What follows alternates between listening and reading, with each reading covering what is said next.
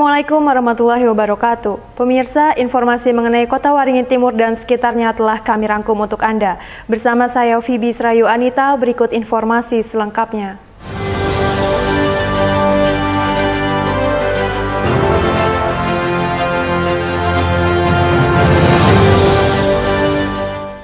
Pemirsa, musibah banjir di Kabupaten Kota Waringin Timur belum juga berakhir.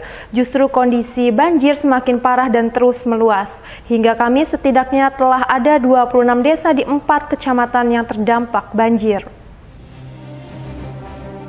Sudah hampir 2 pekan terakhir sejumlah wilayah di bagian utara Kabupaten Kota Waringin Timur terendam banjir. Bahkan hingga kini kondisi banjir semakin parah dan terus meluas. Berdasarkan data Badan Penanggulangan Bencana Daerah setempat, jika sebelumnya jumlah desa terendam banjir berjumlah 18 desa di 7 kecamatan, kini jumlah desa terdampak banjir bertambah menjadi 26 desa di 4 kecamatan. Kecamatan yang saat ini masih terdampak banjir yaitu Kecamatan Mentaya Hulu, Kota Besi, Parenggian, dan Telawang. Banjir terparah terjadi di Kecamatan Mentaya Hulu dengan jumlah 13 desa terendam banjir. Sementara untuk warga terdampak banjir berjumlah lebih dari 3.000 kepala keluarga, dengan total mencapai 11.000 jiwa. Selain merendam bangunan rumah warga, banjir juga merendam sejumlah bangunan fasilitas umum, seperti bangunan pusat layanan kesehatan, sekolah, serta rumah ibadah. Pada hari ini, update untuk status banjir yang ada di Kabupaten Waringin Timur. Nah, saat ini ada 4 kecamatan lagi. Kalau dulunya ada 7, kemarin sempat 6. Hari ini ada 4 kecamatan dengan jumlah desa ada 26 desa yang terdampak banjir. Kemudian jumlah KK lebih dari 3.000. Kemudian jiwa yang terdampak ada kurang lebih 11.000. Kemudian juga ada beberapa fasilitas yang kena seperti pustu, ada SD, ada masjid, ada sekolah dasar yang ada di beberapa desa yang daerah pinggir.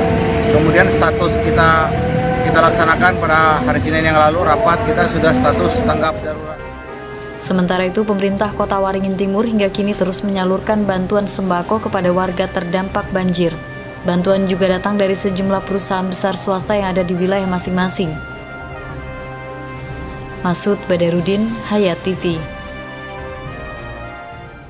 Perkumpulan Keluarga Berencana Indonesia atau PKBI Kota Waringin Timur konsisten perjuangkan inklusi sosial atau perlakuan yang sama terhadap komunitas rentan marginal. Hal itu membuat komunitas merasa senang karena membuat mereka merasa dihargai. PKBI Kota Waringin Timur Kamis 15 September pagi menggelar pertemuan forum kemitraan stakeholder. Kegiatan ini merupakan tindak lanjut program inklusi sosial atau perlakuan yang sama bagi komunitas rentan marginal. Komitmen PKBI Kota Waringin Timur disambut gembira komunitas rentan marginal, sebab selama ini mereka merasa terhambat dalam mendapatkan hak-haknya seperti administrasi kependudukan, layanan kesehatan sosial, dan lainnya. Kehadiran PKBI dirasa sangat membantu seperti belum lama ini bekerja sama dengan Dinas Kependudukan dan Pencatatan Sipil.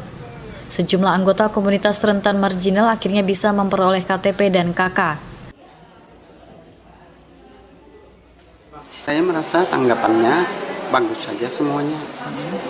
Udah itu saya yang tertariknya di dalam apa itu kemarin itu waktu saya di Semuda itu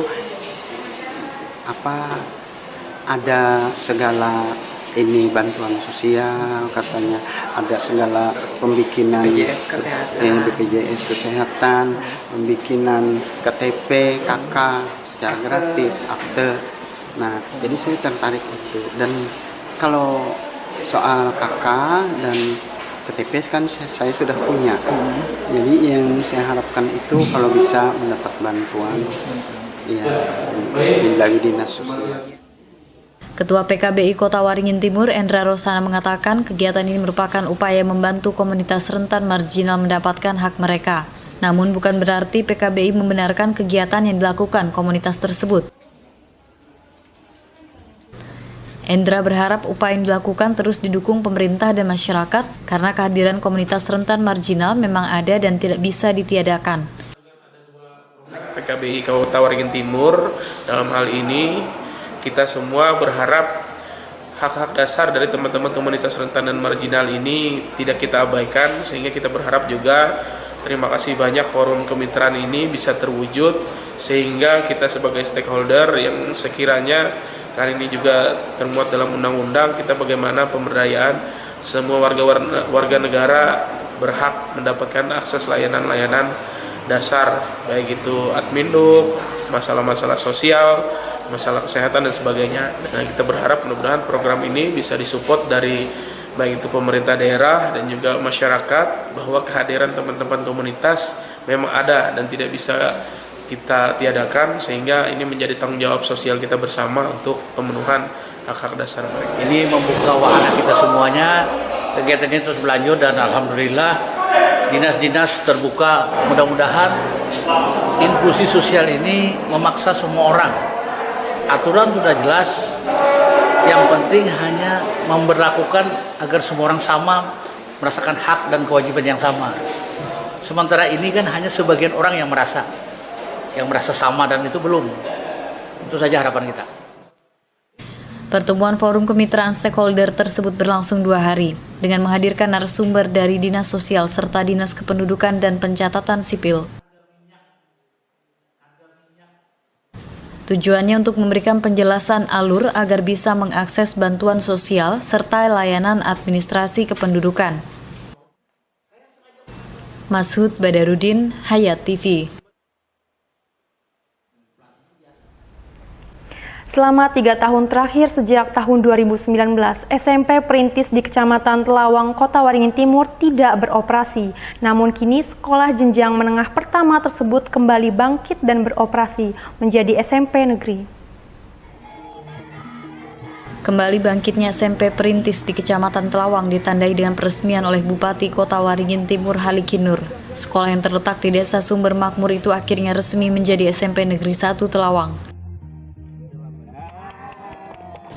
Berdiri tahun 1999, SMP ini awalnya bangunan hibah pemerintah daerah kepada masyarakat. Namun karena adanya kendala sekolah kemudian ditutup.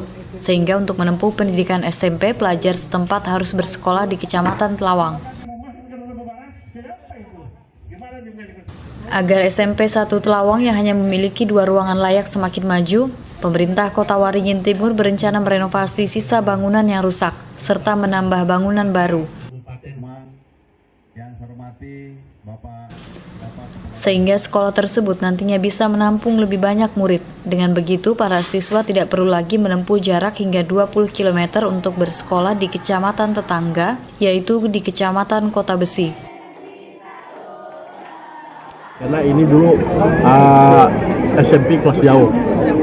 SMP kelas jauh yang cukup lama, tetapi setelah itu berhenti.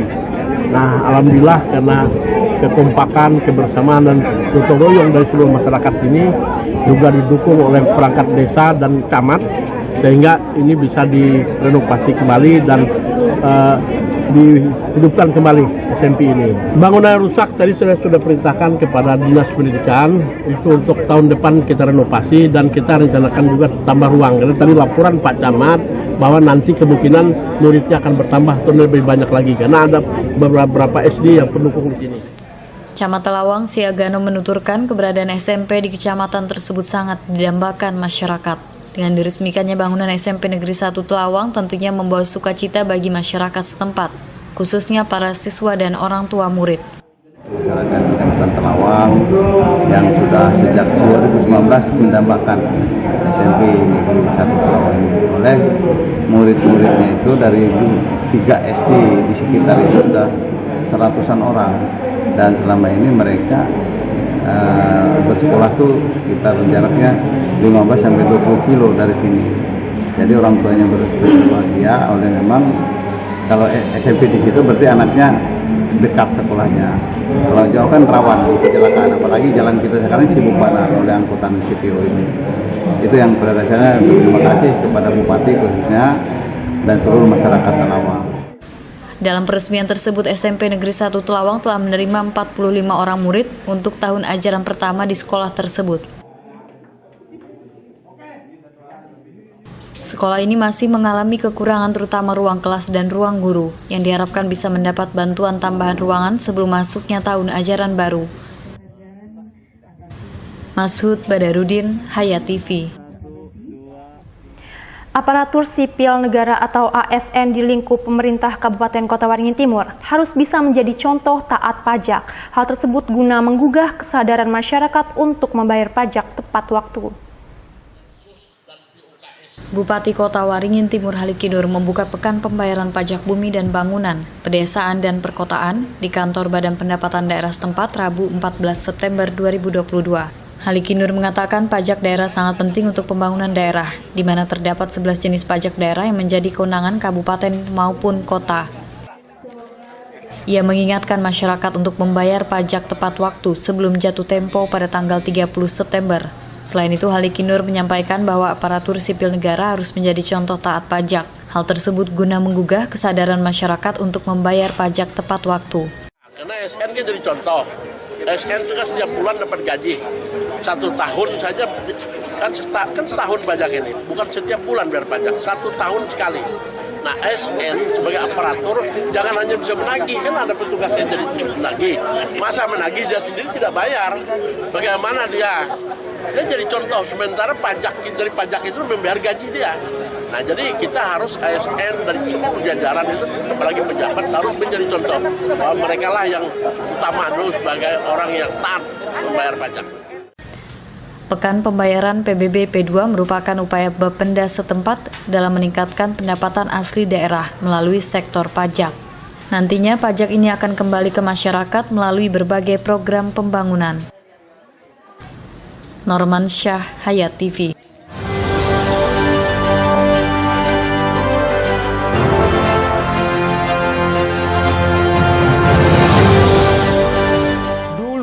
TV di rumah Inyong cuma jadi pajangan. Lah kepriben punya TV gambar nggak bisa ditonton. Beruat sampai ganti TV, ganti kabel, ganti antena, pindah tempat. Tetap baik, beruat.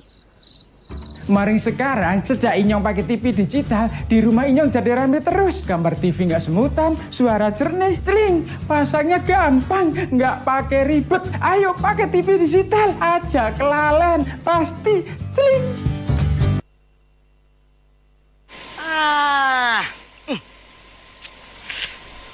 Gambarnya jangkrik.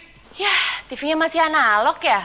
Ganti dong ke digital. Digital? Ya, digital. Tinggal install set-top box, gambar tajam, channel banyak, tanpa iuran bulanan.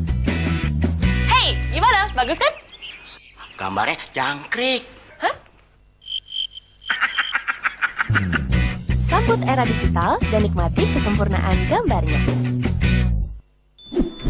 Yuk nonton siaran televisi digital. Bagaimana ya cara menangkap siaran televisi digital? Pertama, pastikan di daerah Anda sudah ada sinyal siaran televisi digital. Kedua, gunakan antena UHF di dalam atau di luar rumah Anda. Ketiga, pastikan televisi Anda sudah dilengkapi penerima siaran digital DVB T2. DVB T2 merupakan jenis sinyal yang digunakan Indonesia dalam penyiaran televisi digital. Keempat, pilih auto scan, lalu pindai televisi Anda. Bagaimana jika televisi Anda masih analog? Pasangkan set-top box, televisi Anda otomatis menangkap siaran digital. Bersih gambarnya, jernih suaranya, canggih teknologinya.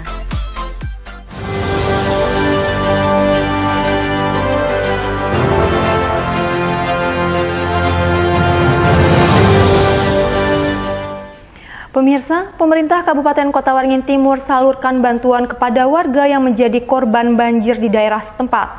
Selain itu, tenda pengungsi dan posko kesehatan juga didirikan di daerah yang paling parah terdampak banjir. Sudah sepekan lebih banjir merendam wilayah utara Kota Waringin Timur yang merendam sebanyak 19 desa yang tersebar di 7 kecamatan. Tercatat sebanyak 709 rumah terendam air dengan ketinggian bervariasi, serta 1049 kepala keluarga yang menjadi korban banjir. Banjir juga merendam sejumlah fasilitas umum seperti sekolah, puskesmas, kantor desa, serta rumah ibadah. Akibat banjir, warga kesulitan beraktivitas dan harus menggunakan perahu untuk mencari makanan ataupun keperluan lainnya. Guna meringankan penderitaan warga yang terdampak banjir, pemerintah Kabupaten Kota Waringin Timur memberikan bantuan berupa paket sembako dan obat-obatan. Selain itu, bantuan juga diberikan oleh sejumlah perusahaan besar yang berinvestasi di daerah setempat. Kita pada hari ini juga telah menyerahkan bantuan untuk Kabuau ini sekitar 75 paket. Dan di daerah Bejarau kemarin kita serahkan ada 35 paket, kemudian di Hanjalipan ada 50 paket. Di Hanjalipan kita ada lumbung desa, lumbung sosial kita ada 75 sak beras kemarin kita sebelum banjir, dan juga ada 75 paket sembako. Memang banyak ribuan terima kasih lah atas bantuan itu.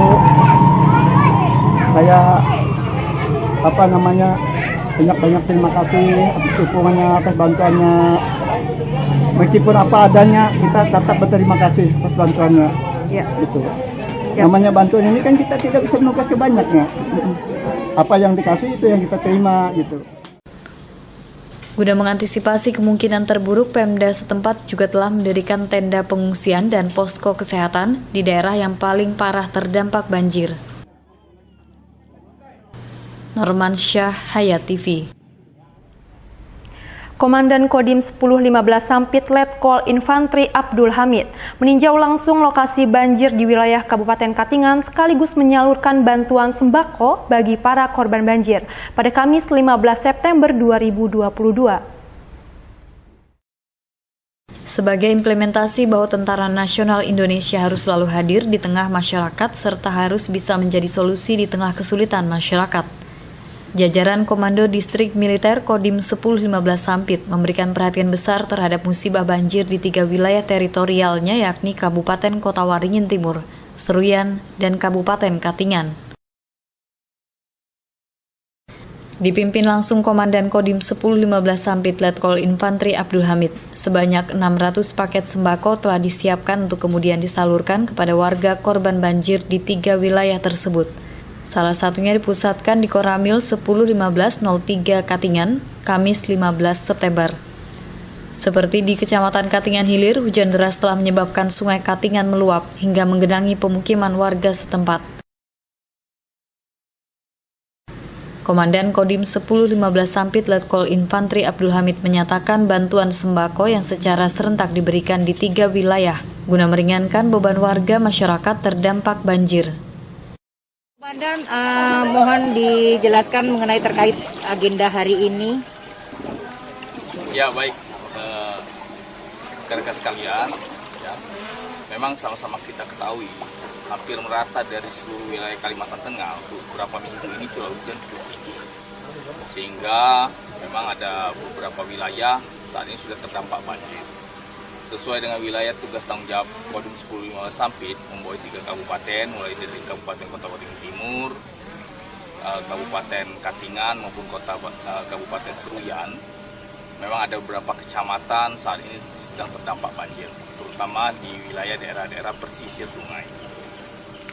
Nah, kegiatan kita hari ini dalam rangka kita membantu saudara-saudara kita yang saat ini terdampak oleh banjir. Kodim 1015 Sampit dibantu juga oleh rekan-rekan mitra dari swasta. Kita sudah hari ini menyalurkan sebanyak kurang lebih 600 paket sembako. Kita melaksanakan kegiatan secara serentak di 3 kabupaten yang terdampak banjir. Namun saya, Komandan Kodim beserta pengurus Persid, bantu oleh rekan-rekan BPBD, dari Satpol PP, dari pemadam kebakaran, maupun dibantu elemen masyarakat yang lain, saya mengunjungi wilayah Kabupaten Katingan. Sementara itu, menurut warga korban banjir mengaku bersyukur atas bantuan yang diberikan, sebab sangat membantu untuk memenuhi kebutuhan dapur lantaran mereka tidak dapat beraktivitas akibat banjir yang masih terjadi. Komentar dari warga sangat bersyukur telah dibantu dalam bencana alam yang merendam rumah seperti keadaan saat ini. Banjir merendam beberapa rumah di kawasan Jalan Kelut, Gang Bersaudara. Apa tanggapannya Bapak tentang bantuan dari TNI, Pak? Alhamdulillah kami sangat bersyukur atas bantuan dari Bapak TNI untuk sementara ini. Untuk kedepannya, Pak? Mudah-mudahan ada kelanjutan lagi lah. Oh, iya. Untuk dari pemerintah daerah apakah ada bantuan, Pak? Bisa dari pemerintah daerah. Oh, iya. Sedangkan menurut Kepala BPBD Kabupaten Katingan Robi memberikan apresiasi atas upaya jajaran Kodim 1015 Sampit dengan menyalurkan sembako guna turut meringankan penderitaan warga terdampak banjir. Banjir yang terjadi di tahun 2022 sejak bulan Agustus kemarin sebenarnya rangkaian banjir ini. Namun sempat surut kemudian naik lagi karena curah hujan yang cukup tinggi di bagian hulu Sungai Katingan. Sehingga yang terdampak secara total kalau hari ini yang terdampak sudah berkurang hingga menjadi 3 kecamatan. Kalau dari awal itu 7 kecamatan terdampak di Kabupaten Katingan. Dengan jumlah total KK tadi sebagaimana disampaikan Pak Dandim itu tidak kurang dari 3.000 kepala keluarga. Kalau kita prediksi saja itu kali 5 anggota keluarga sudah 15.000 jiwa yang terdampak. Untuk rumah itu ada 2.220 yang sudah terdaftar di BPBD yang terdampak banjir periode bulan September tahun 2022 ini. Apa yang dilakukan oleh pemerintah daerah, sebagaimana yang dilakukan oleh Dandim hari ini, kami sangat berterima kasih karena sudah memberikan dukungan bantuan khususnya untuk masyarakat terdampak banjir, khususnya di Kelurahan Kasongan Lama ini. Robi merinci banjir di Kabupaten Katingan sudah terjadi sejak Agustus lalu yang merendam 7 kecamatan, hingga menyebabkan sebanyak 2.220 rumah dan sekitar 3.000 jiwa menjadi korban banjir. Norman Syah, Hayat TV. Meski harus bersaing ketat dengan ribuan peserta dari 80 negara pada ajang online challenge Abacus Competition di Malaysia, sejumlah siswa-siswi Universal Mega Brain Center atau UMC Aritmetika Sempoa Sampit kembali mengukir prestasi membanggakan di tingkat internasional tersebut dengan meraih beberapa predikat juara.